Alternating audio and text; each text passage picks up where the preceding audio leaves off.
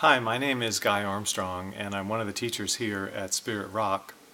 The topic I want to talk about today is called the attitude of mindfulness. One of the early teachers who was instrumental in bringing the teachings from Asia to America was an Indian teacher named Anagarika Manindra. His teachings were known for the kind of directness and simplicity of his pointing.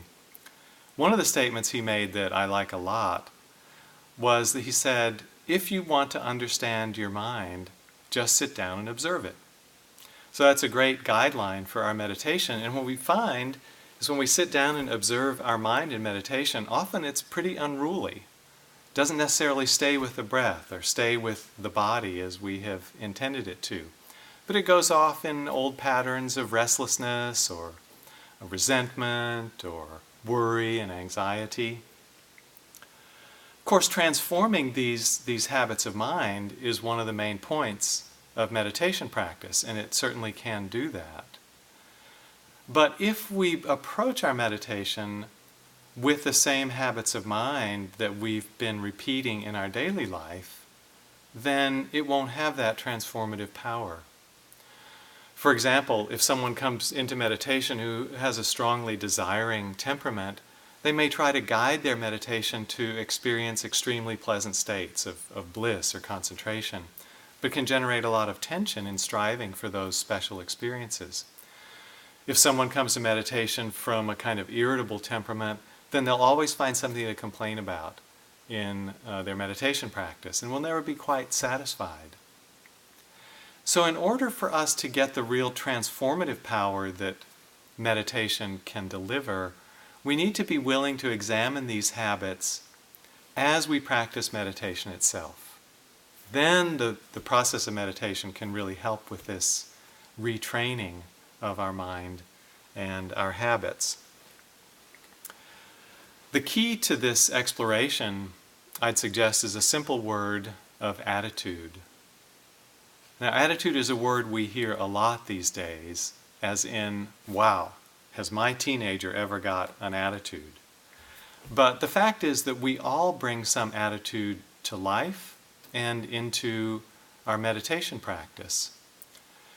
Attitudes are fairly subtle and can be hard to see or discern because they're kind of so much a part of us. It's kind of like the water that fish swim in. It's there all the time, and so it's hard to recognize. But with a little bit of clearly directed mindfulness, we can start to open up the attitude that's operating in our meditation practice, and this is really the key to transformation. So let's say that we sit down in meditation and we choose a fairly simple object. Let's say we take something concrete like the breath or body sensations or sounds, and we begin to meditate with that as the focus for mindfulness. We start to connect, and we're starting to get more and more the ability to be in the present moment. That's really the first step in our meditation, in the development of mindfulness, and it's a wonderful step. But as we're relating with these experiences in the present, we may start to feel some sense of friction or struggle start to come into our experience. And here's the place where there's a kind of invitation, or there's kind of a pointer. Let's see the attitude of mind with which we're relating to the experience of this moment. And we can just call this checking on our attitude. So here's where the potential comes in for mindfulness to reveal something quite fundamental about the way the mind works. And in that revealing gives us a way to work with it.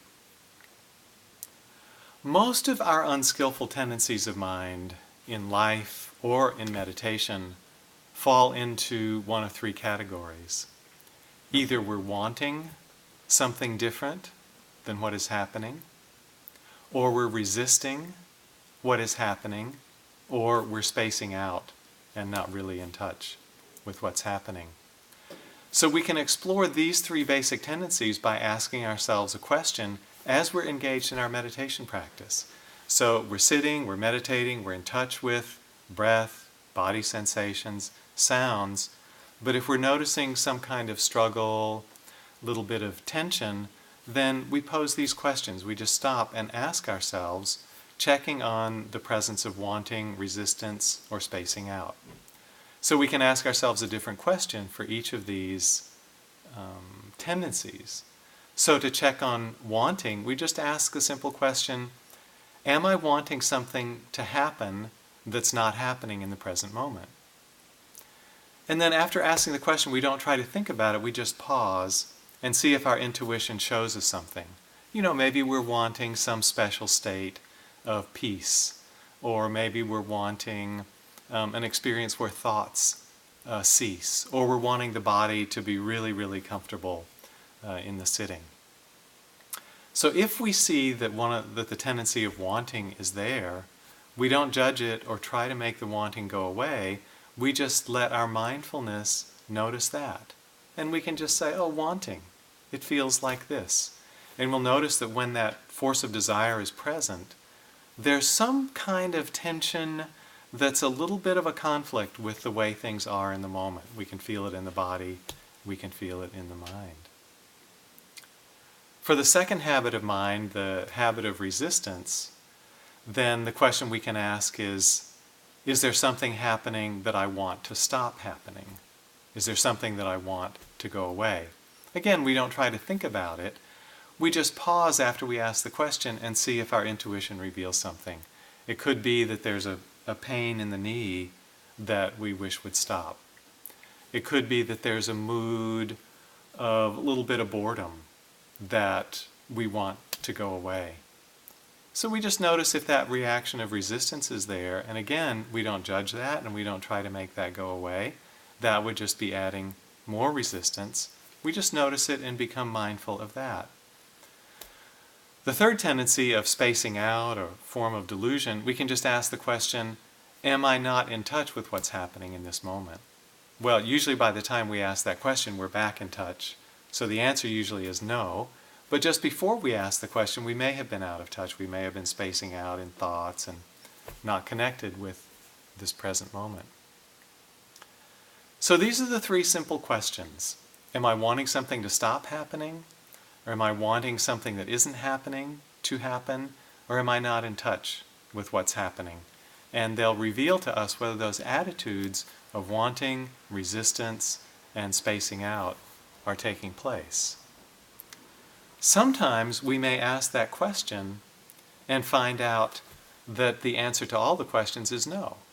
There's no wanting, there's no resistance, and there's no spacing out. This state is one that we want to get familiar with. This place where these three basic unskillful tendencies are not operating is, you might say, the sweet spot of meditation.